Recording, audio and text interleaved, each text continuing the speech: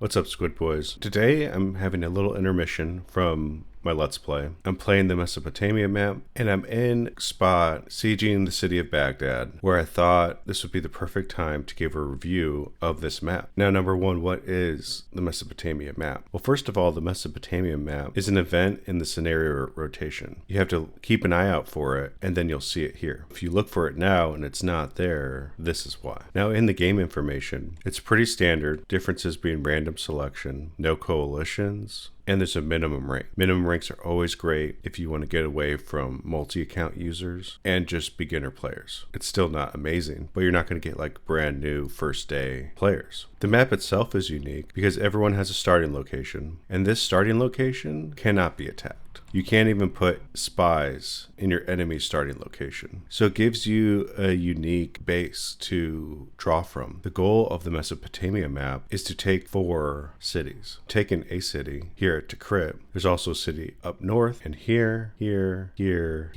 and here. My goal right now is I'm sieging the main city, and I'm going to go for 4. So probably these 4. Things may change, but we'll see. Now the cities themselves have double resources that are much bigger than your standard doubles, maybe triples. Still only 2 icons, so I'm going to still call them doubles. But the oil is the drawing factor. Now I'm doing really good, so it shouldn't be a surprise that I have 300,000 barrels of oil. I've been stockpiling it since the beginning. There's a little bit of resource management that needs to happen to be good at this map, and a lot of people haven't been doing that, but we'll get into that. Lastly, you have to hold your 4 cities for 3 days to win. As I've beaten back Spain, who was number 1, he took the city much quicker than me. I have to start seeing who else is active, like the Netherlands, the Kingdom of Hejaz, who's right here, and see if they will all start teaming up against me. If they don't, I will win. It's a slower game. It's a game of attrition. It's a game of forts and artillery. What makes this map unique is everyone has a similar starting location. Yeah, there's people on the edges who could get to the river, but I think that's why I couldn't take this city quicker than Spain, because I had to cross a river. I had to fight 2 different AIs. For the most part, it's pretty balanced. Recommend everyone playing this map, not just because you like this, but if you want to compare yourself to how you're doing against other players. That's what makes this map unique. I like the city ideas. It was fun sieging the city of Tikrit. In the beginning, when you're so low on resources and you're rushing over and you're trying to like rush before Spain gets here, that was really fun for me. I can easily just compare myself to other people on the map, and I knew exactly how far they were based on how quick they were to that city. New players who have no experience fighting a human player with forts, I highly recommend not only seeing if you can take the first city, but just how comfortable you are taking a city that has high level forts. Now when I got to them, they were level 2, but by the time I actually started the siege of Tikrit, they were level 5 forts. And for those who are uncomfortable attacking a fort where you can't see because level 3 and above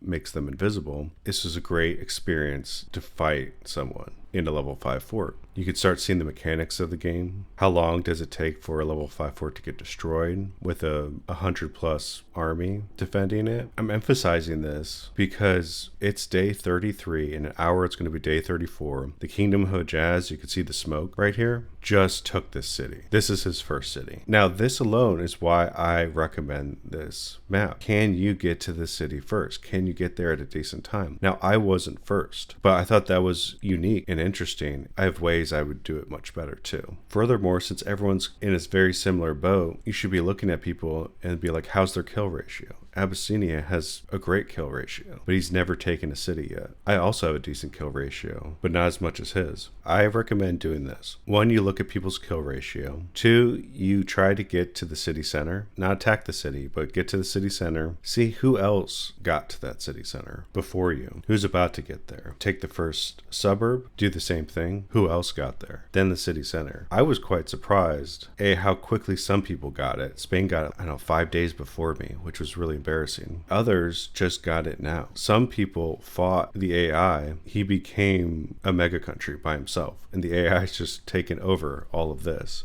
at Najaf. Right, he started here, and then so many people started attacking him that he just conquered them. So that's just things that I think are interesting that everyone should do at least once, even if this type of map isn't your thing. Now I want to go over what I would have done better and some tips for anyone who wants to play this map. So first of all, you start at your little home province. You're surrounded by an AI. So the AI owns all this, and a different AI owns all this, and a third AI owns the city. And they all have different diplomacies, so you have to start at different wars. You start with a decent sized army in the beginning, but you don't need to rush out right away. I did that. It wasn't bad. It was a mistake. Now I attacked on day one and started pushing out. My neighbor France consolidated his troops here, and on day 3 attacked. Now what happened is when I attacked, all the AIs here started moving up because I was the first one to declare war. So I ended up having to kill 100 more troops. It was a lot, and they kept coming up. Beneficial if you have an active neighbor to not attack right away. Next, with neighbors, don't declare war with everyone. Now luckily France gave up the fight before we had to fight each other, but I was building forts. Not many, but I had some forts here to hold them back, and I had defenses along this line, but I did not want to start a fight with it. Now the reason is from what you'll see up here with Mexico. Now Mexico was trying to take the city center, and I pushed him back in the Let's Play, back across the river, and it made him quit. The folly of Mexico is Mexico owned all of this because he took out Colombia and Argentina. But what happened is Mexico started wars he didn't need to. He ended up with 2 neighbors who can never die because, again, you can't invade the starting locations. So what happens? Colombia and Argentina continually produce troops here,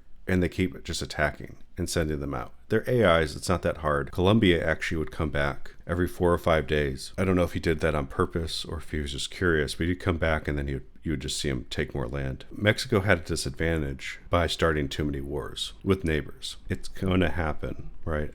I'm at war with Mexico. He's my neighbor. I have to have all these troops stopping the AI Mexico from invading me. It's not great. I wish I had kept those 150 infantry to do something else. But it is what it is. Next, I have too much oil. On the resource front, I was stockpiling oil. You could see my daily consumption right here. I have it at 0%, and I've been trying to keep that since the beginning of the game. My thinking was, oh, oil's going to be expensive. I won't be able to get enough oil. So what I did is I built here where your starting location, you have 3 double resource provinces, 1.5 coal and a 1.5 oil, and then 3 singles. I know the 1.5s are weird, the triples are weird, but it's a special map. I put 4 factory levels in here thinking, oh, I need as much oil as possible. I spent way too much time building factories here. I built in my doubles also. I don't need to be doing that. If I can take the first city, which has a massive oil reserve, I don't need to be building factories, which only give a small percentage of resource production. Granted, this is at level 4, it's 33%, which is a lot. Factories cost way too much resources. Instead, I need to focus on railroads, which I did, but with factories, just where I need to build. And I'm just going to just put them in the double materials. Then if I need more building slots to build units, I'd put another one here at my double fish. It's a small thing, but I spent a lot of time industrializing with factories. Factories don't give a great return on investment. You know, we're at day 33, almost 34, and I'm pretty sure I haven't even made the return on investment with these factories here. Now, I would do this if I didn't take the city, and I felt like I couldn't take the city, and I needed oil. Next, I built 3 barracks, my double resource provinces, and food was kind of tight. The reason is I'm not building railroads where I don't need them. So I'm always building railroads at single energy resource provinces, but not single food and materials unless it's to connect my supply lines, like here is an exception right here with this with a single food, and to complete railroads for my railguns to show up. And the reasoning is railroads cost coal. If oil is rare and expensive, then I have to put a lot of burden on my coal and my gas for my daily consumption, right? They have to really pull through. So I can't be stealing coal, because if I steal coal, then I'll have to move that daily consumption up of oil. But the barracks, I had to disable them for a long time because of that. And I think now I'd only build 1 barracks in the early game and do this. I'd churn out cavalry, you can see cavalry here, and sell the food. Now the stock market is a great transition because you could see the prices here and everything's so cheap. Now why is that? Everyone has a starting location that gives you enough resources for everything. You're not hurting on anything, and you have 3 double resources. So imagine what an AI would do when a bunch of people start leaving will happen. They will start flooding the market with resources, and they don't need to buy the resources either. So that's why the stock market is really low, and it made cash king. It was really hard to get cash though because the stock market prices are so low everywhere. So again, I would need to use that grain to sell in the market because it's not shown right now because I already made a transaction. But grain is something that everyone uses. It'll every now and then blip in price. And instead of focusing on barracks and cavalry like a normal game, I also need to heavily use it to sell into the market to buy other resources. Next, with my factories, I need to focus in the early game on artillery. Now you start with artillery in this map, so it's fun to have a decent starting army with armored cars and cavalry. But artillery is what I need to take down these forts. The amount of artillery I had when I took the first city was abysmal. I think it took me a day or two just to knock down forts, where compared to now with my artillery of 29, last night I started this war, his level 5 fort's gone. Sure, he only lost 38 units, because the fort protected him, but it was like multiple days just to take the first city fort. So artillery is what I need to focus on. Next, so I had this AI to fight, and then I had another AI, and then another one in the city. And as I broke through the line here and crossed the river, I declared war with the new AI. The new AI just started attacking me like crazy because I crossed the river and started a new war. I only built like a level 1, maybe a level 2 fort. It should be 2 or 3. It should be much higher because when you start declaring war on the actual city itself, they brought in a lot more troops than I was expecting. Now it worked out in my favor, but it's something to keep in mind. You want to have really strong defenses. Now look at what I'm doing here. So I'm surrounding the city. The 2 forts up here are both level 5 or about to be level 5. I've lost no one. We had about similar troops when he attacked me, and he's lost 21. That's what I'm looking for. That's what you need to be looking for because you got to drain that AI's army, the Ottomans, without losing a lot of troops. And I think I did that pretty well. 1,000 to 87 is pretty good. You can see Hejaz has a lot of territories. And I don't recommend the way Hejaz took this city. Hejaz surrounded the city completely and then declared war. And what happens is the AI will start attacking in so many different directions. Like look how many provinces that is. 1, 2, 3, 4, 5, 6, 7, 8. 8 areas to defend and build forts around. If you only do 1 or 2, you could spend less on forts, really build this up, and then push through. You also want to take the capital because the capital will make the morale of the other places go down and it'll just be so much easier. So I don't recommend surrounding the city on the first city. Just get 1 or 2 provinces in the hinterland outside the suburbs. Now another thing you shouldn't do is what Dutch East Indies did. One thing you may be asking is, where's Dutch East Indies? He moved his capital. So here's Dutch East Indies. He moved his capital right here. In Abyssinia, got him. Dutch East Indies also right here, and he just decided to move here. But he has no capital. Now, if you keep your capital in the safe zone, you'll never lose your capital. I, on the other hand, will move the capital probably to this city center, but that's for strategic reasons, and I'm going to have really good defenses. So when moving your capital, you need to be very protective of it because you're leaving the safe zone. Here or here would also be perfectly fine too, but I don't want to build forts over there. So I'm keeping my capital at my starting location. Next, there's like secret alliances. Now, the Kingdom of Hejaz and Abyssinia have been friendly to each other. And I don't know how that's going to work out for them, but keep that in mind. Not everyone's at war with each other. For example, Chile and Norway were friends with each other. Now, there's no coalition, so I don't understand why. It just happens. Some people convince other people to help them out and just get ready to be betrayed because there can only be one winner.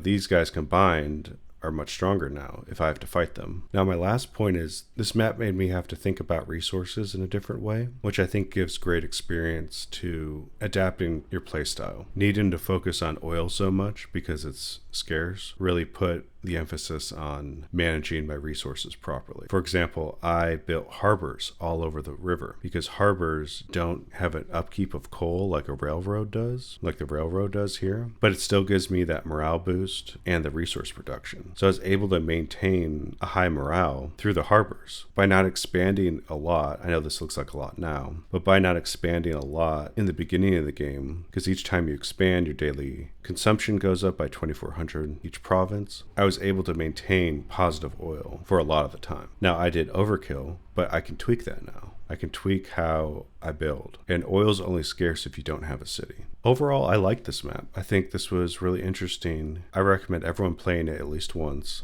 I think it'll make you think about your traditional games. I think if you're new, it'll give you really good experience. I think if you want to test yourself, you could see how quickly you can get to a city compared to someone else. And I'll definitely play this one again. I really hope Bytro takes an idea like this to the future on future maps, because I prefer unique maps like this. I think it gives good flavor compared to some of their other unique maps, which is just speed, or you all start with huge army, or you're all on the same team but you can't kill your AFK allies.